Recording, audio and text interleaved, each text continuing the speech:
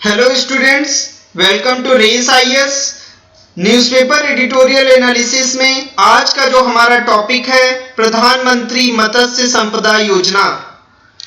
यह योजना ministry of fisheries, animal husbandry and dairying द्वारा लागू की जा रही है। यह योजना चर्चा में क्यों है यह जान लेते हैं। अभी इस योजना की सेकेंड एनिवर्सरी होने पर मंत्रालय के द्वारा इस योजना को सेलिब्रेट किया गया है। यह योजना 2020 में लाई गई थी। इस योजना का मुख्य उद्देश्य भारत में फिशरीज सेक्टर में ब्लू रेवोल्यूशन लाना है। प्रधानमंत्री मत्स्य संपदा योजना के बारे में देखें तो पता चलता है कि प्रधानमंत्री मत्स्य संपदा योजना आत्मनिर्भर भारत के तहत विकसित योजना है।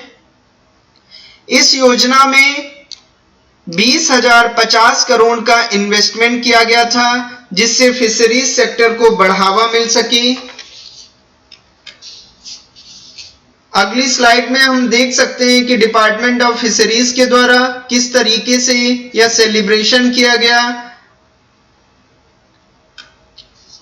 इस योजना में फिशरमैन को इंश्योरेंस कवर, फाइनेंशियल असिस्टेंस और किसान क्रेडिट कार्ड की फैसिलिटी मुहैया कराई जाएगी। प्रधानमंत्री मत्स्य संपदा योजना रूरल रिसोर्सेज का प्रयोग करके रूरल इकोनॉमी को रैपिडली विकसित करने वाली योजना है। मेन मोटो इस योजना का फिशरीज सेक्टर में रिफॉर्म करना, परफॉर्म करना और ट्रांसफॉर्म करना है।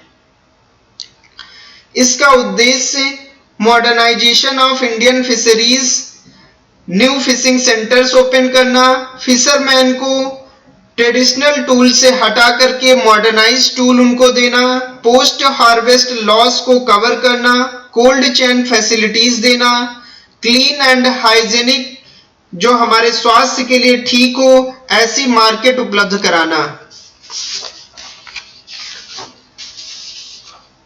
प्रधानमंत्री मत्स्य संपदा योजना एक अम्ब्रेला स्कीम है। इसका इम्प्लीमेंटेशन सेंट्रल सेक्टर स्कीम के तहत भी और सेंट्रली स्पॉन्सर्ड स्कीम के तहत भी देखने को मिलता है। सेंट्रल सेक्टर स्कीम के तहत इस प्रोजेक्ट की कॉस्ट दी जाएगी और सेंट्रली स्पॉन्सर्ड स्कीम के तहत जो सब कंपोनेंट्स होंगे और एक्टिविटीज होंगी वह कराई जाएंगी, जिसमें स्टेट्स और यूटीज का फंड इस्तेमाल किया जाएगा और सेंटर का भी सहयोग रहेगा। प्रधानमंत्री मत्स्य संपदा योजना के अचीवमेंट्स के बारे में बात करें तो हम देखते हैं कि पहली बार फिशरीज सेक्टर में फिश प्रोडक्शन सबसे हाई रहा है। यह 161.87 लाख टन रहा है, जो अब तक का अधिकतम फिश प्रोडक्शन है। फिश प्रोडक्शन में दो तरीके से फिश प्रोडक्शन देखने को मिलता है। एक इनलैंड फिशरीज का कंट्रीब्यूशन रहता है और दूसरी तरफ मरीन फिशरीज का प्रोडक्शन का कंट्रीब्यूशन रहता है। तो इनलैंड फिशरीज का जो प्रोडक्शन रहा है वह 74% रहा है, जबकि मरीन फिशरीज का जो कंट्रीब्यूशन है 26% रहा है। इसके अलावा अगर हम एक्सपोर्ट की बात करें तो 2021 से 22 में फिशरीज सेक्टर में 7.76 बिलियन यूएस डॉलर का एक्सपोर्ट हुआ है, जो अब तक का हाईएस्ट एक्सपोर्ट है। अगली स्लाइड में हम देख सकते हैं कि प्रधानमंत्री मत्स्य संपदा योजना के तहत 55 लाख के करीब एम्प्लॉयमेंट जनरेट करने की बात कही गई है। यह एम्प्लॉयमेंट अगले 5 सालों में जनरेट किया जाएगा।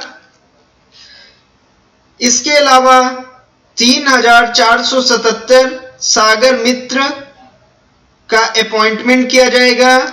यह सागर मित्र जो कोस्टल अर्थात तटीय स्तर पर जो गांव होंगे वहां से कुछ लोगों को चुन करके सागर मित्र के रूप में उनका अपॉइंटमेंट किया जाएगा, जो मछुआरों को सिखाएंगे कि किस तरह से वह फिशरीज सेक्टर में अधिक से अधिक मछलियों को पकड़ करके अधिक से अधिक अपने टूल्स को विकसित कर सकते हैं, अपनी टेक्नोलॉजी को विकसित कर सकते हैं। तो यह सागर मित्र का काम होगा कि वह मछुआरों को सिखाएं, नई नई टेक्नोलॉजी से उनको अपडेट करवाएं और इस सब तरीके से जो फिश फार्मर्स होंगे उनकी जो इनकम होगी वो दुगनी इनकम होने की बात कही जा रही है।